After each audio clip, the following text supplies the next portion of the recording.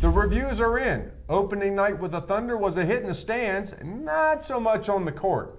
I'm Mike Sherman, and this is One-on-One with ThunderMadness.com.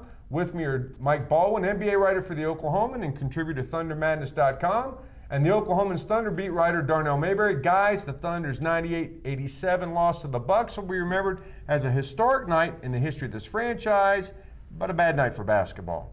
True or false, the Thunder's opening loss forecasts a bad season? Mike, you go first. No, I mean, you got to. That's false? That's false. You got to have at least 20 games to draw a conclusion on any team. Was it a bad game? Yeah, the final score is deceptive. They probably should have lost by 20. That's how bad the game was, how bad the performance. I mean, we even talked to PJ after practice on Thursday, and he said he was dejected, not disappointed in his team, but he's dejected that they played so poorly because he felt the crowd deserved more. So it was a clunker, but no, you don't say the entire season's a clunker because of one game.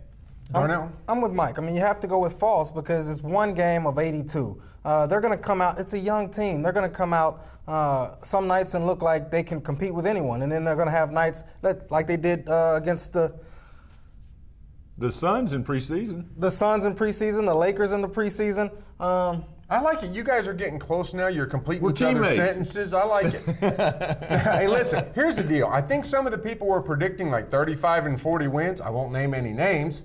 Might be a little bit sobered after watching last night's games. You saw a lot of the team's deficiencies. Not saying they won't get better, not saying they can't get better with a little more energy, but we saw some of the team's deficiencies. Question number 2, moment of the night. Mike.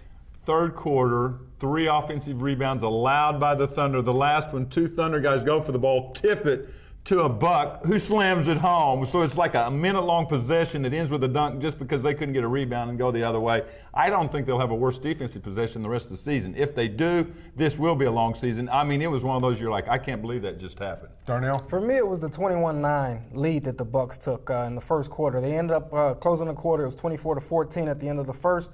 But that when they were up 21-9, I mean, you saw everything that's going to be bad about the team offensively. I mean, they couldn't make shots. They were turning it over. That stretch early in the first quarter, to me, I think that sort of spells what we're going to see a lot out of the team this season. I can't go with the moment that my buddy Don Mekroy told me about, which was when a lady who was a fan walked right past the scorer's table, past Scott Skiles, and then went and sat at her seat in the baseline. The cop came up and said, don't do that again. My moment, though, really for the team was when Nick Collison, at that 21-9 juncture, right around there, it was about a 20-point, he's diving for loose balls, and he gets up from one and sort of looks around and says, the look on his face said, I don't see anybody else diving. Where's all the rest of the diving?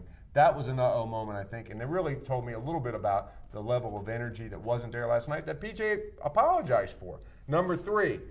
Outside shooter or inside defenders, which is the Thunder's most pressing need? Darnell, you first. Inside defenders. You need low post defenders in this league. I mean, you saw a clear-cut example of that against the Bucks. Andrew Bogut got off to a hot start. He scored, I think, their first 6 points, and from then the Thunder had to double down on him. They couldn't handle him one-on-one. It allowed Richard Jefferson and Michael Redd to get going. So once Andrew Bogut got his, everybody started killing the Thunder because they didn't have an answer for Andrew Bogut. So if you can limit post play, other post players, and I think your overall defense is better. Mike? I agree completely with him, but let's go 1 and 1A because it's sort of like we don't have any power hitters in baseball or bad rotation. Both of them will get you beat, and that's what will happen here. I think interior defense is more important because of what he said, but lack of three-point shooters will affect their offense all year long because people can pack it in. It'll be harder to drive the lane. It'll affect your offense. So we're talking 1 defensive deficiency, 1 offensive deficiency. They're both bad. His is a little worse that he chose, but neither one of them is very good right now. Well, I'll add something to that. When you get stops, you get easy buckets on the other end. So you get stops on defense and inside, and you can get out and run and get easy baskets. Which this team needs to do. They need to run every chance they get. I'm glad you said that because that feeds right into point number 4. How soon should Russell Westbrook start? Mike, you first. Well, we've been saying all along it'll probably be around Christmas, but what we've seen in preseason early, it may be a little sooner. They don't want to put pressure on him for one thing. Do you live with rookie mistakes? You're not going to make the playoffs. What do you got to lose? That theory's out there, and I understand it. But part of it too is you've seen it in other pro sports. If you get a guy out there too quick and he gets down because he has a 6 or 7 turnover night, got too many minutes, started and played all the stars, it may hurt his confidence. Let him ease into it for at least a few weeks. I'm projecting it'll be 2 weeks instead of 2 months now. Darnell, he's not a Kansas City Royals starting pitcher here. When should he start? I'm going to say the All-Star break. Keep Earl into the All-Star break. Let him learn, have a half a season to learn. I think, just like you saw with Jeff Green and Kevin Durant, they got so much better after the All-Star break. I think you're going to see the same thing with Russell Westbrook. You let him learn, sit, watch, learn the first half of the season. In the second half of the season, what he saw and learned from the bench, he can apply into the games. Let him start the second half of the season. What was the Thunder's deficit at the end of the first quarter? Anybody remember? 24-14. Okay, 10 points. And what was the deficit at the end of the game? 11? What was it at halftime when you played a lot of the second quarter? Let me just say this. It was an even game with Russell Westbrook in the game. You know how I think. I think he should have started yesterday. Next question. Don't be surprised if prediction for the next 3 games. The next 3 games are the Rockets in Houston on Saturday night, Sunday back at the Ford Center against the Timberwolves, and then Wednesday against the defending world champion Boston Celtics. Darnell, you first. Don't be surprised. Well, Baldwin had a 1 and a 1A, so I'm going to have to do the same thing. One, I'd like to say Kevin Durant. I think he's going to have sort of a breakout game.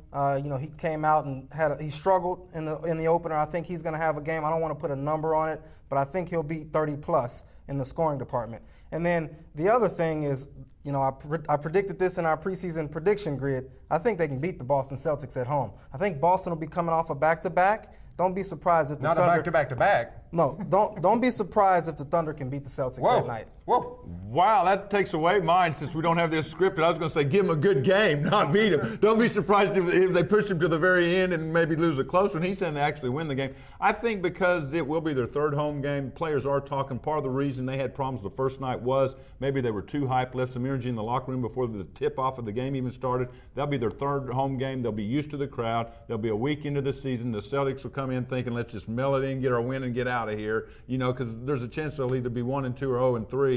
That I think they'll be in one of those, dare we say it, hornet's nest when they arrive into town. That I really do think that they're going to catch them at the right time. The crowd will be jacked up. I got a hunch that they'll play well, and that'll be one of the more entertaining games of the whole season. Well, listen, if anybody was sore about the way they played last night, I bet you all would be forgiven if they beat the Celtics Wednesday night. Thanks, guys. Hey, listen, to continue the debate, go to Oklahoma City's best and newest fan site, thundermadness.com, and keep track of all the latest news and analysis with the best coverage team anywhere at newsok.com, newsok.tv, and every day in the Oklahoman.